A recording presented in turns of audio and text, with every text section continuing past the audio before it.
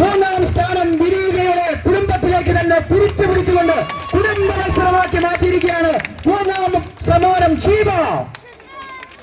മത്സരം ആരംഭിച്ചിരിക്കുകയാണ്. പഴങ്ങൾ പൊളിച്ചുകൊണ്ട് ഇതാ തിന്നുകൊണ്ടിരിക്കുകയാണ്. ആര് ജയിക്കുമെന്ന് കാണേണ്ടിയിരിക്കുന്നു.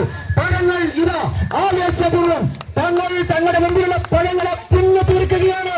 ആര് തിന്നു തീർക്കുമെന്ന് കാത്തിരിക്കേണ്ട നിമിഷങ്ങൾ മാത്രമേ ഉള്ളൂ. 1, 2, ഇതാ 2, 3, ഇതാ പഴങ്ങൾ ആവേശപൂർവ്വം തിന്നുകൊണ്ടിരിക്കുകയാണ്.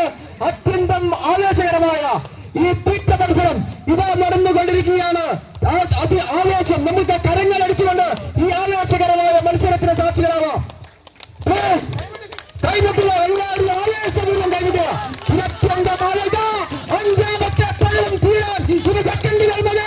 ഇതാ അഞ്ചാമത്തെ പഴം സെക്കൻഡുകൾക്കകം തീരുകയാണ്. നാലാമത്തെ പഴം